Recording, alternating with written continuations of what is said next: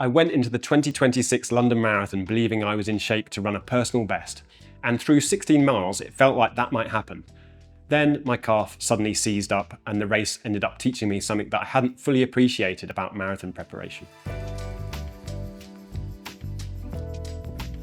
In a previous video, I talked about the slightly different approach I was taking to prepare for the London Marathon in 2026, with fewer runs but more eccentric strength work and marathon-paced sessions, with the aim of reducing the muscle damage that often builds late in the race.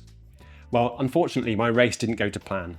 I finished in 2 hours 55 rather than beating the 2:39 PB from Valencia that I was aiming for. It's quite hard as a coach when you create a video about how you're preparing for a marathon and then it doesn't go as well as you were hoping for. But after reflecting on it, I don't think the race disproved my approach too much, but it certainly highlighted a couple of things I may have underestimated. So in this video, I want to share what seemed to work, what I think went wrong, and what I'd do differently next time, because I suspect there may be something in here useful for anyone preparing for a marathon. I started at around 6:05 per mile, or 3:47 per kilometre, which was the pace I felt gave me the best chance of achieving a personal best if I could hold it. So everything felt controlled and I went through halfway in 1:19:58, exactly where I'd hoped to be. And at 16 miles, or 26 kilometres, I remember thinking, and I don't often think this in a marathon, this is probably the best I've ever felt at this point in the race. The one thing I was aware of, however, was that my left foot didn't quite feel right in the shoe. It felt like my toes were getting crushed on the outside edge. I've never had that before, and it didn't feel as though my foot was landing naturally. Then, a minute or two later, a very specific area on the outside of my left calf suddenly went into spasm, which forced me to stop immediately. One moment I was thinking about my PB, and then suddenly I knew it had gone up in smoke. I stood there trying to stretch it out, wondering how I'd even get to the finish line. People were shouting at me to carry on, and after a minute or so I started jogging again, limping at first, and then somehow managed to keep going, only stopping on one other occasion to stretch it out. It felt a bit better after a while, and I eventually got home in 2 hours and 55 minutes. So at the finish I felt like an odd mixture of disappointment and pride. I was disappointed that it wasn't a personal best, but also proud to have kept going when the race had got really tough. And after reflecting on it, I think it taught me a few useful things. The first encouraging point is that I think most of my preparation worked. I only actually ran 2 or 3 times per week in training, which I balanced with 2 swims and 1 or 2 bike rides. And I felt like I was in good running shape, and it also meant I was maintaining some of my triathlon fitness too. One fitness marker I often look at is what heart rate corresponds to a given running pace. In training, I was running at around 7 minutes per mile, or 4:21 per kilometre, at about 113 beats per minute, which is a really low heart rate for me, and this only happens when my training's gone really well. The second thing that helped was strength work.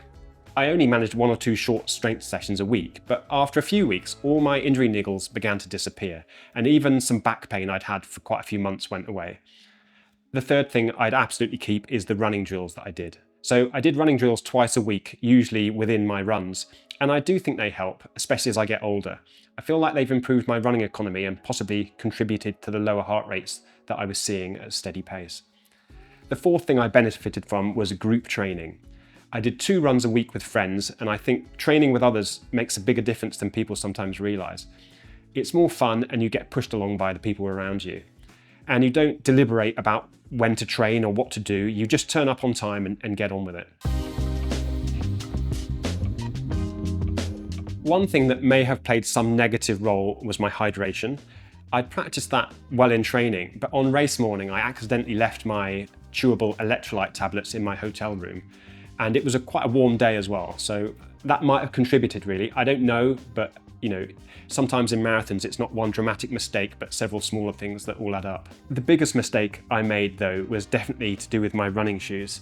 Normally I race in Nike Alphafly 3 shoes like these, and they've generally suited me really well. I ran my previous PB in them and I had no issues. I'd actually hoped that the Alphafly 4 model would come out in time for London, but it wasn't. So I decided to try something different this time, and I went for a pair of Asics Metaspeed Edge Tokyo. And it's a really impressive shoe and significantly lighter than the Nikes. And I did feel quick in them, and plenty of runners have set their best ever times in them. But if I'm honest, they never felt completely natural on my feet. And looking back, I should have paid more attention to that. My longest run in them in training ended up being 13 miles, which wasn't enough. And I do feel like the shoe contributed to the way my foot was landing, which probably caused the calf spasm on the outside of my calf. I was also interested to note that Alicia McColgan, who was 7th woman overall in a time of 2 hours and 24 minutes, had a nasty issue in a very similar model of shoe, which left her foot soaked in blood. There's some interesting work from the retired sports scientist Professor Benno Nigg, who suggested that comfort may be one of the best predictors we have for injury prevention in running shoes. And I've always believed that myself, but in trying to find a lighter, faster shoe, I basically overlooked that. So the lesson I've learned here is that sometimes the obvious thing you trust is better than the slightly more exciting alternative. If I did another marathon, I'd keep much of the same training framework. I think a lot of it worked, but I'd make a few subtle changes. Firstly, I'd stick with a shoe that I know suits me. And I'd also set a reminder or make a tick list to ensure I don't forget any of my hydration products on race day. I'd also like to experiment with a longer marathon build-up next time, such as 20 or even 24 weeks.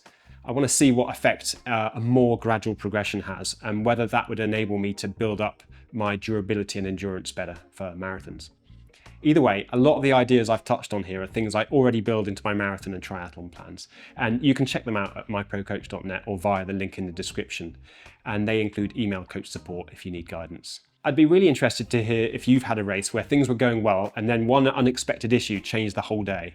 What happened and what did you learn from it? Do let me know in the comments. And if you'd like to watch the next video on screen, it connects nicely with some of the ideas in this one. And if marathon training is your focus, have a look at the Improve Your Running playlist as well. And if you enjoy these videos, do subscribe. Thanks for watching, and I'll see you next time.